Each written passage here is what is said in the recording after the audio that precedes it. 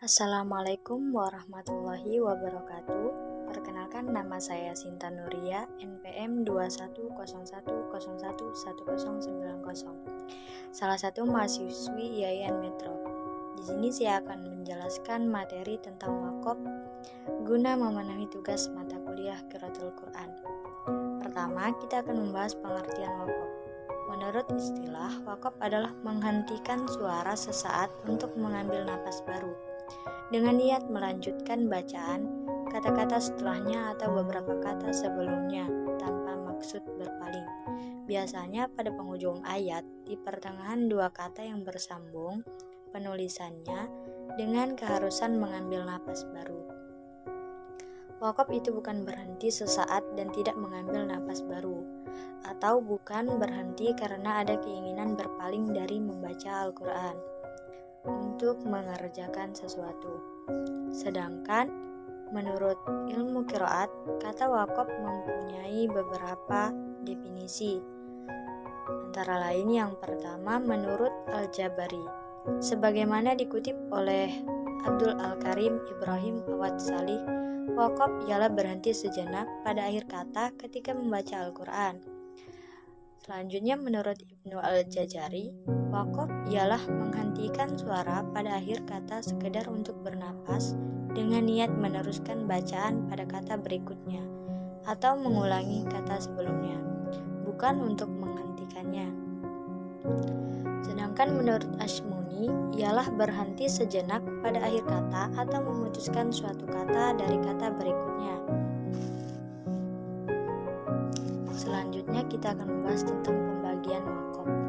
Menurut ulama qura, cara menghentikan bacaan Al-Quran dapat dilakukan dengan 4 macam, yaitu yang pertama wakaf iktibari atau berhenti karena diuji. Wakaf iktibari secara bahasa artinya memberi keterangan. Berasal dari kata khabara, wakaf yang dilakukan untuk mencoba bagaimana sebenarnya berhenti saat membutuhkan berhenti. Atau seseorang guru ingin memberitahu muridnya cara berhenti yang sebenarnya lebih baik diteruskan. Namun karena kondisi tertentu, wakaf itu diperlukan.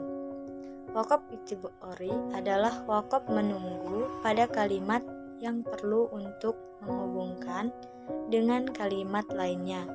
Selanjutnya wakaf ikhtirari. Wakaf ini adalah wakaf yang terpaksa karena napas pendek atau bersin, batuk, maka dalam keadaan demikian boleh wakaf pada kalimat mana saja, walaupun artinya tidak sempurna, dan wajib memulai bacaan dari kalimat tempat wakaf atau dari kalimat sebelumnya. Jika dibenarkan, memulai dari kalimat itu atau tidak merusak makna kalimat atau ayat, karena kehabisan napas berhenti pada lapas. Hobi dapat ditinjau dari dua segi. Yang pertama, segi lapas atau kalimat. Wakaf pada kalimat yang menimbulkan kerancuan. Kerancuan tersebut menyebabkan kalimat tidak dapat dipahami, atau jika dapat dipahami kalimatnya menjadi bertentangan, karena sulit diketahui kepada siapa lapas tersebut disandarkan.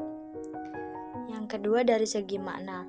Wakaf pada kalimat yang menimbulkan kerancuan, pengertian makna atau munculnya makna-makna yang bertentangan dengan ajaran Islam itu sendiri,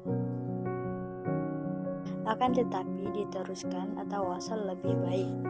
Contohnya ada dalam surat Al-Najm ayat 24. Amlil insyani ma tamanna falillahil akhirati wal ula kataballahu lakum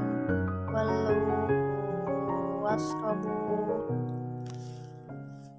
Selanjutnya ada tanda wakaf qaf.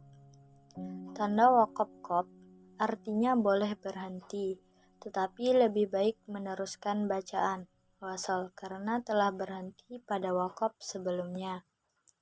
Contohnya ada dalam surat Al-Hajj ayat 17. Walladzina asrafu innallaha yab'ilu bainahum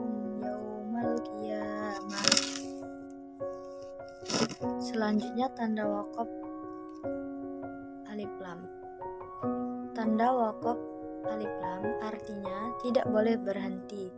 Jika terdapat tanda waqaf alif lam pada tengah ayat, maka tidak diperbolehkan untuk berhenti. Tetapi jika tanda alif lam berada di akhir ayat, maka diperbolehkan berhenti. Contohnya terdapat dalam surat Al-Imran ayat 181. Ada tanda waqaf qaf lam. Tanda waqaf qaf lam berarti diutamakan berhenti. Apabila pada ayat Al-Quran terdapat tanda qaf lam, lebih baik diutamakan untuk berhenti pada kata yang terdapat kata tersebut. Contohnya ada dalam surat Al-Maidah ayat 38. Bima kasaba nakalamana Allah wallahu azizul hakim. Selanjutnya ada tanda waqaf sol. Tanda waqaf al-wasl aula artinya diutamakan untuk melanjutkan.